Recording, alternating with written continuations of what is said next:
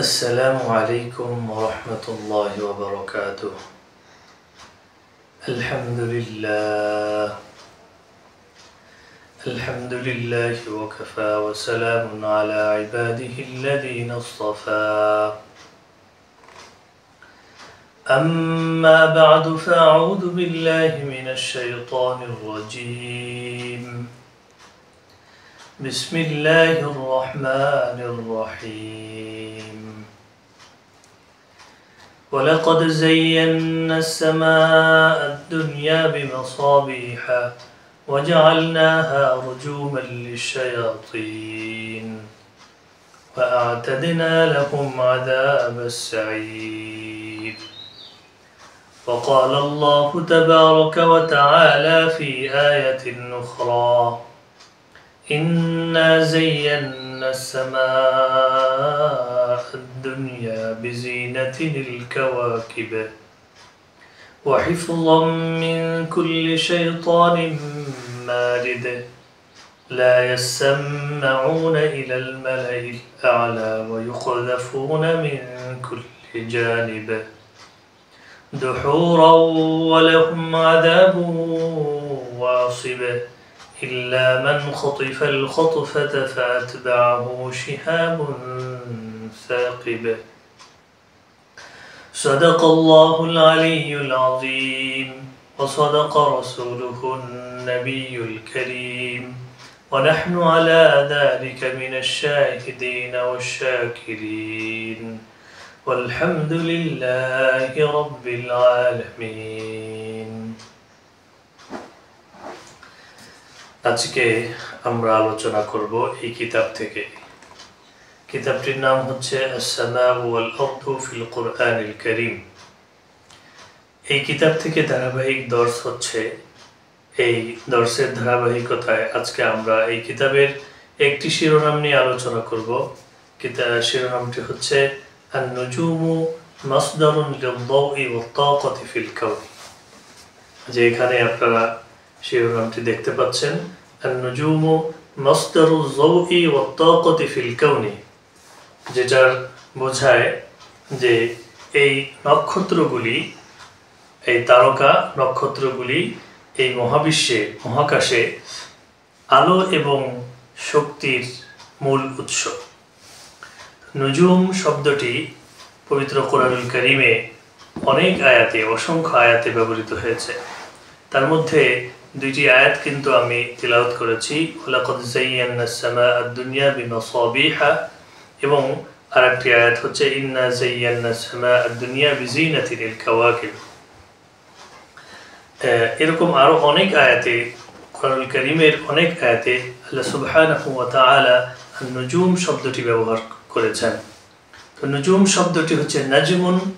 এই নাজমুন হচ্ছে ওয়াহিদ এবং তার জমা হলো নুজুমুন, বা নাজমুন হলো এক বচন, যার অর্থ হলো একটি তারকা, এবং আন-নুজুম অনেক তারকা, অনেক নক্ষত্র। তো আমাদের এই সূর্য, এটাও কিন্তু নক্ষত্রের মাঝে অন্তর্ভুক্ত। সূর্যকেও আমরা নক্ষত্র বলতে পারি। সুতরাং এই সূর্য যে পৃথিবীতে এবং মহাবিশ্বে আলো এবং শক্তির উৎস, এটা কিন্তু আমরা খুব স্পষ্টভাবেই বুঝতে পারি। সেটা কিভাবে? সেটা হলো যে আমাদের যে সৌরজগৎ আছে, আমরা জানি যে সৌরজগতের মূল কেন্দ্রে থাকে হচ্ছে সূর্য, এবং সূর্যের চারপাশে সবগুলি গ্রহ একটি নির্দিষ্ট কক্ষপথে আবর্তন করে, এবং সেই গ্রহগুলি একটি নির্দিষ্ট পথে অবস্থানও করে, যেটা কোরআনুল কারীমের সূরা ইয়াসিনের 40 নম্বর আয়াতে আল্লাহ সুবহানাহু ওয়া তাআলা ইরশাদ করেন, ওয়া কুল্লুন ফি ফালাকি ইয়াসবাহুন। এই গ্রহ, নক্ষত্র, চন্দ্র, সূর্য, এই গ্যালাক্সি, ছায়াপথ, এই মহাকাশীয় সকল বস্তুসমূহ একটি নির্দিষ্ট কক্ষপথে আবর্তন করে এবং অবস্থান করে। তাহলে এই যে সৌরজগৎ, এই সৌরজগতের মূল কেন্দ্রে রয়েছে সূর্য, এবং এই সূর্য হচ্ছে এই সৌরজগতের সকল শক্তির উৎস। তাই তো সূর্য থেকেই আমরা আলো পাই, সূর্য থেকে আমরা তাপ শক্তি পাই। এই আলো এবং তাপ শক্তি গ্রহণ করেই পৃথিবীর মানুষ, পৃথিবীর সকল উদ্ভিদ বেঁচে থাকে এবং নিজের খাদ্য তৈরি করে। যদি এই সূর্য না থাকতো তাহলে আমাদের পৃথিবীটা অন্ধকারে নিমজ্জিত হয়ে যেত। যদি সূর্যোদয় না হতো, সূর্যের উদয় না হতো, তাহলে পৃথিবীতে কখনোই আমরা আলোর দেখা পেতাম না, পৃথিবীতে কখনোই দিন আসতো না, সব সময় এটা অন্ধকারে নিমজ্জিত থাকতো। তাহলে এই পৃথিবীর ভারসাম্যের জন্য, এই মহাবিশ্বের ভারসাম্যের জন্য, মহাবিশ্বের আলোর উৎপত্তির জন্য, আলোর উৎসের জন্য এই সূর্য কতটা গুরুত্বপূর্ণ সেটা কিন্তু আমরা স্পষ্টভাবেই বুঝতে পারছি। তাই তো এখানে একটি শিরোনাম কায়েম করা হয়েছে, আন-নুজুমু মাসদারুল যাওই ওয়াত তাকাতি ফিল কাউনি। এই নক্ষত্রগুলি, অর্থাৎ এই সূর্যের মতো যত নক্ষত্র আছে, এই নক্ষত্রগুলি এই মহাবিশ্বের শক্তি, সকল শক্তি, বিশেষ করে আলো এবং তাপ শক্তির উৎস, গুরুত্বপূর্ণ উৎস। মাসদারুন রাইসিয়ুন, প্রধান উৎস। আন-নুজুমু হিয়া আহাদু আহাম্মি মুকাওয়ানাতিল কাউনি ফাহিয়া লাইসাত মুজাররাদা জিনাতিন লিস-সামাই بل تلعب دورا رئيسيا كمصدر للضوء والطاقة।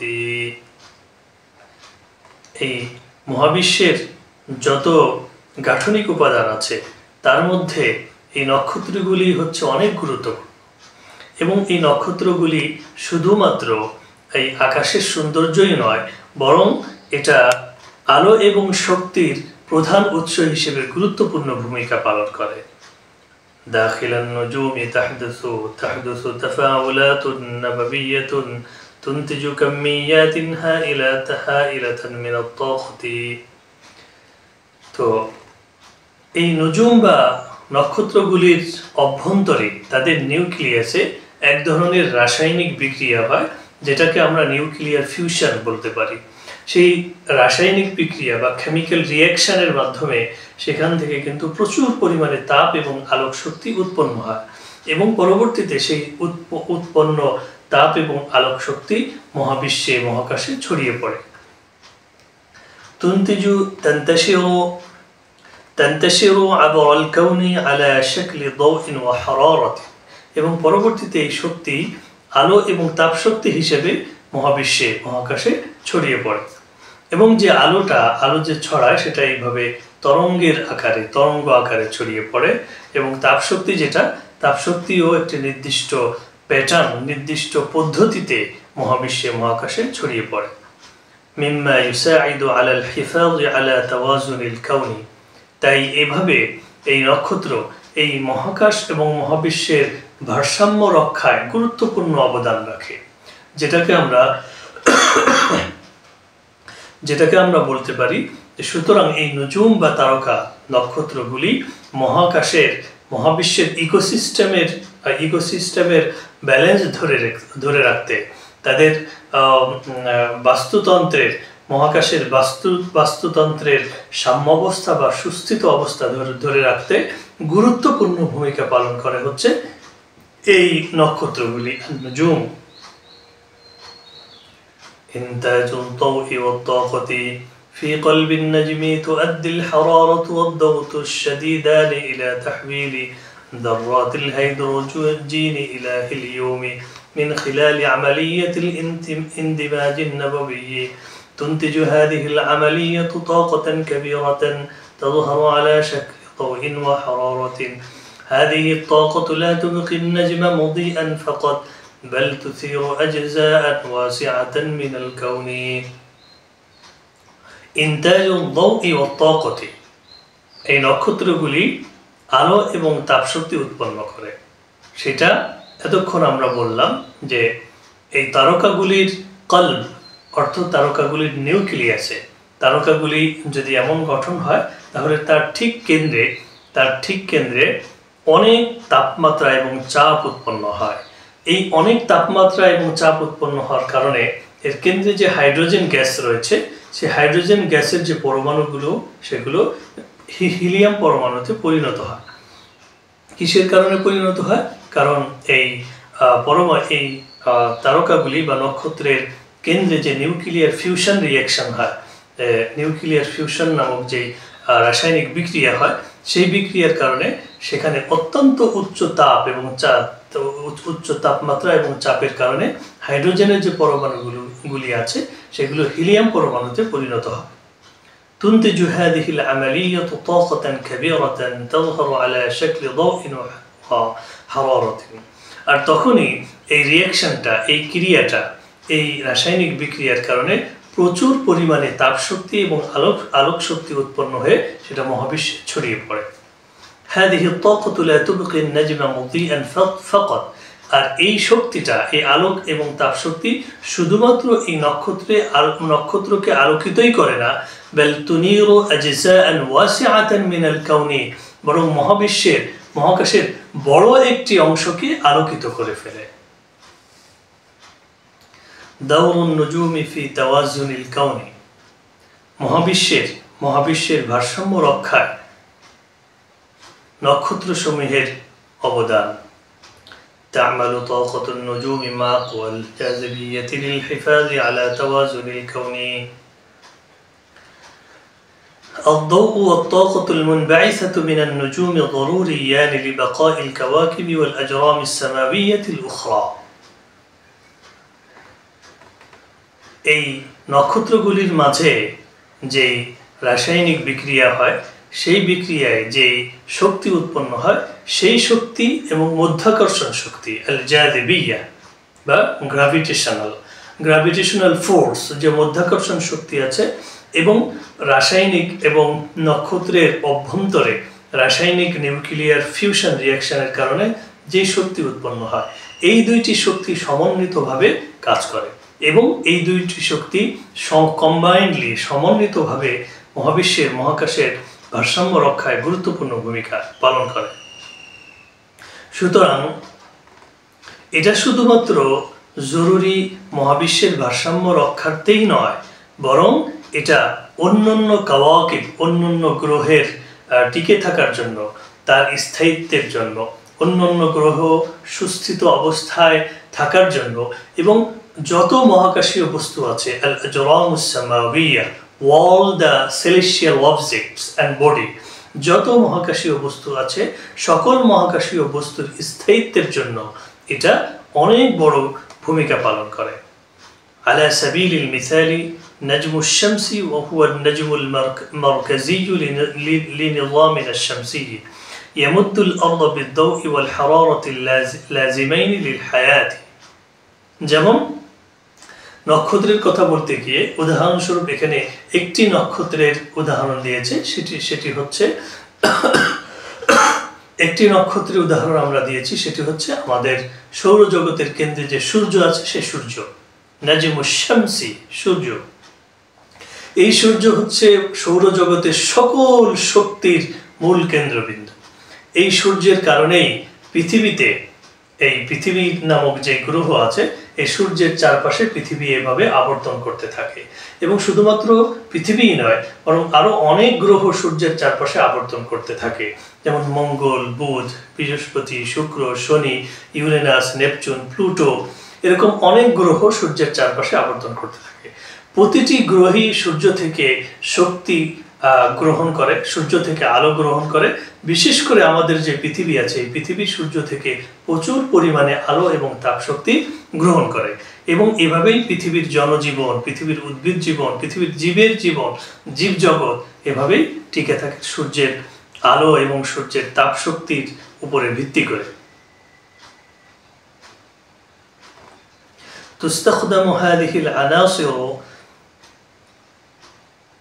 يمد الأرض بالضوء والحرارة اللازمين للحياة এরপর আমরা আলোচনা করব دور النجوم في الدورة الكونية মহাজাগতিক যে সাইকেল আছে সেই ধারাবাহিকতা সেই ইস্তেমরার বা ধারাবাহিকতা রক্ষার্থে তারকাগুলির কি অবদান عندما تموت النجوم وخاصة في الانفجارات الكبيرة যেটাকে আমরা সুপারনোভা বলি مثل السوبرنوفا تنتشر العناصر الثقيلة في الكون এখানে বললো যখন আমরা কিন্তু তারকাগুলি বা নক্ষত্রগুলির জীবনচক্র সম্পর্কে আমাদের একটা ধারণা আছে কারণ আমরা পূর্বের একটি দর্শে সেটা নিয়ে আলোচনা করেছি কখনো এই তারকাগুলির জীবনচক্র কিভাবে শুরু হয় প্রথমে তারকাগুলির জন্ম হয় এবং তারকাগুলির জন্ম কিভাবে হয় এর পূর্বের দর্শে আমরা সেটা নিয়ে আলোচনা করেছি তারকাগুলো জন্ম হওয়ার পরে যখন তারকাগুলির জীবন শেষ হয়ে যায়, তার হায়াত শেষ হয়ে যায়, তখন এই তারকাগুলি ধ্বংস হয়ে যায়, যেটাকে বলা হয় আল ইনফিজারাত, যে আল ইনফিজারাতুল কাবীরা, মহাবিস্ফোরণ হয়। তখন তারকাগুলি যখন তাদের জীবনচক্র শেষ করে ফেলে তখন একটা বিস্ফোরণ হয়, যেটাকে আমরা বলি সুপারনোভা। এই সুপারনোভা বিস্ফোরণের কারণে তানতাশিরুল আনাসিরুস সাকিলাতু ফিল কাউনি, তখন এই মহাবিশ্বে অনেক কঠিন উপাদানগুলো ছড়িয়ে পড়ে, যেটাকে বলা হয় আল আনাসিরুস সাকিলা। এই যে কঠিন উপাদানগুলি আছে, এই কঠিন উপাদান আমাদের অনেক গুরুত্বপূর্ণ অবদান রাখে। কি কি কাজে? তুস্তাখদামু হাদিহিল আনাসিরু ফি তাকবীনি নুজুমিন ওয়া কাওয়াকিবা ওয়া আজরামিন সামাওয়িয়াতিন জাদীদা। আর এই সুপারনোভা বিস্ফোরণের কারণে, সুপারনোভার কারণে যেই কঠিন বস্তুসমূহ মহাবিশ্বে ছড়িয়ে পড়ে, সেটা পরবর্তীতে নতুন তারকা, নতুন গ্রহ এবং অন্যান্য মহাকাশীয় বস্তুসমূহ গঠনে গুরুত্বপূর্ণ ভূমিকা পালন করে। তাহলে এই বিষয়টা কিন্তু বিহাদা শাকলি তুসহিমুন নুজুমু ফি তাজদীদিন ওয়া ইসতিমরারিয়াতিল কাউনি। তাহলে এটা কিন্তু এই সুপারনোভা বা এই নক্ষত্রের যে মৃত্যু হয়, সেই মৃত্যুর কারণে আমরা যে কঠিন মৌলিক উপাদান পাই, সেই মৌলিক উপাদানগুলো আবার নতুন তারকা, নতুন গ্রহ গঠনে গুরুত্বপূর্ণ ভূমিকা, মানে গাঠনিক উপাদান হিসেবে সেগুলো কাজ করে। তাহলে নতুন তারকা, নতুন গ্রহ গঠনে এই তারকাগুলি কিন্তু অবদান রাখছে। তাহলে এটা কিন্তু আমাদের মহাবিশ্বের যেই দাওর, মহাবিশ্বের যে ইস্তেমরার, মহাবিশ্বের যে ধারাবাহিকতা এবং মহাবিশ্ব সবসময় টিকে থাকার যে ধারাবাহিকতা, এই ধারাবাহিকতায় অনেক গুরুত্বপূর্ণ ভূমিকা পালন করে। জরুরতুহা লিল হায়াতি, এই তারকাগুলির প্রয়োজনীয়তা জীবনের জন্য, জীবন টিকে থাকার জন্য কতটা গুরুত্বপূর্ণ সেটা নিয়ে এখন আমরা বলবো। বিদুনিন নুজুমি কানাল কাউনু সায়ুসবিহু মুজলিমান ওয়া বারিদান। আর যদি তারকাগুলি না থাকে তাহলে আমাদের এই মহাবিশ্বটা অন্ধকারে নিমজ্জিত হয়ে যাবে এবং ঠান্ডা হয়ে যাবে, এখানে কোনো উষ্ণতা এবং গরম থাকবে না। কেন? কারণ হলো যে এই তারকাগুলি, এই নক্ষত্রগুলি, সূর্য, এগুলো হলো আলোর উৎস। এগুলো যদি না থাকে তাহলে আলো আসবে কোথা থেকে? এই পুরো মহাবিশ্বটা অন্ধকারে নিমজ্জিত হয়ে যাবে। আর যেহেতু এগুলো থেকে তাপ উৎপন্ন হয়ে মহাবিশ্বে ছড়িয়ে পড়ছে, সুতরাং এগুলো যদি না থাকে তাহলে তাপ কোথায় থাকবে? কোথা থেকে আসবে? তাপ যখন থাকবে না তখন এই মহাবিশ্বটা শীতল হয়ে যাবে, ঠান্ডা হয়ে যাবে। الضوء والحرارة الناتجان عن النجوم يخلقان البيئة المناسبة للحياة। এখানে বললো যে এই তারকাগুলি থেকে যেই আলো এবং তাপশক্তি উৎপন্ন হয়, এটা আমাদের জীবনের জন্য উপযোগী এবং অনুকূল একটি পরিবেশ তৈরি করে। সুতরাং যদি এই তাপশক্তি এবং আলোক শক্তি পৃথিবীতে না আসতো তাহলে জীবনযাপনের জন্য অনুকূল, সুন্দর একটা মুনাসিব একটা পরিবেশ আমরা পেতাম না। هذا لا يقتصر على الأرض فقط بل يشمل أيضا أماكن أخرى في الكون قد تكون صالحة للحياة। তো এই বিষয়টা কিন্তু শুধুমাত্র পৃথিবীর সাথে সীমাবদ্ধ নয়, বরং আমরা কিন্তু জানি আমাদের যে সৌরজগতে চারপাশে যে গ্রহগুলি আছে, পৃথিবী এটা বসবাসের জন্য উপযোগী। বিজ্ঞানীরা বর্তমানে তাদের অনেক পর্যবেক্ষণ, প্রচেষ্টা এবং গবেষণা করে তারা চেষ্টা করছেন যে অন্যান্য গ্রহে, যেমন মঙ্গল গ্রহ, অন্যান্য গ্রহ নিয়েও তারা চিন্তা করছেন সেখানে কি বসবাসের উপযোগী কিনা, সেই পরিবেশটা সেটা নিয়ে যারা তত্ত্ব গবেষণা চালাচ্ছেন, চেষ্টা করছেন অন্য কোনো গ্রহে বসবাস করা যায় কিনা। তো সেই কথাই এখানে বলা হয়েছে যে সূর্য থেকে বা নক্ষত্র থেকে যে আলো এবং তাপশক্তি গ্রহণ করে পৃথিবী যেমনিভাবে বসবাসের উপযোগী একটি গ্রহ বা একটা স্থান হিসেবে বিবেচিত হয়েছে, যোগ্য হয়েছে, এমনিভাবে এই বিষয়টা শুধুমাত্র পৃথিবীর সাথেই সীমাবদ্ধ নয়, বরং এই মহাবিশ্বের আরো অনেক জায়গা আছে যেখানে তারকা এবং নক্ষত্র থেকে আলো এবং তাপশক্তি গ্রহণ করে সেই স্থানগুলিও বসবাসের উপযোগী হচ্ছে।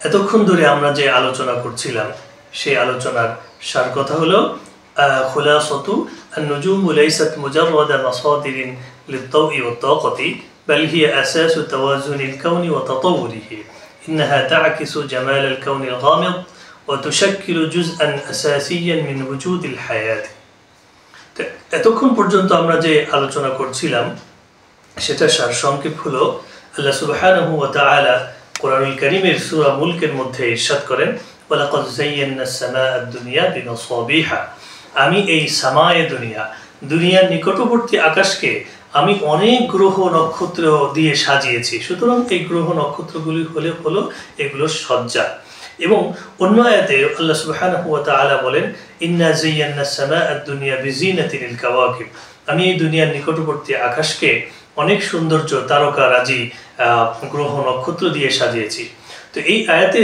আল্লাহ সুবহানাহু ওয়া তাআলা শুধুমাত্র এই গ্রহ নক্ষত্রকে আমাদের আকাশের জন্য সজ্জা এটাই শুধু বলেননি বরং এখানে গ্রহ নক্ষত্রের আরো অনেক উদ্দেশ্য আছে সেই উদ্দেশ্যগুলো কোরআনের এই আয়াতের পরবর্তী অংশে আল্লাহ সুবহানাহু ওয়া তাআলা বলেছেন যে আমরা ইতিপূর্বে আলোচনা করেছি যে এই তারকাগুলির তিনটি মৌলিক উদ্দেশ্য ইন্নামা খুলিকাত হাদিহিন নুজুমু লিসালাতিন এক নম্বর রুজু জিনাতাল লিসসামা আকাশের সৌন্দর্য দুই নম্বর রুজুমাল লিশায়াতিন এটা দিয়ে শয়তানদেরকে আক্রমণ করা হয় ফেরেশতারা আক্রমণ করে তিন নম্বর হলো এটা হলো ওয়া আলামাতিন ইয়াহতাদি বিহা ফিল বাররি ওয়াল বাহরি এই তারকারাজি দেখে পূর্ববর্তী যুগে এই নাবিকরা যখন নৌযান নিয়ে তারা নদীপথে ভ্রমণ করত তখন তারা এই তারকারাজি দেখে তারা কি করত তারা তাদের পথ চলতে সাহায্য নিত তো এইভাবে শুধুমাত্র তারকারাজি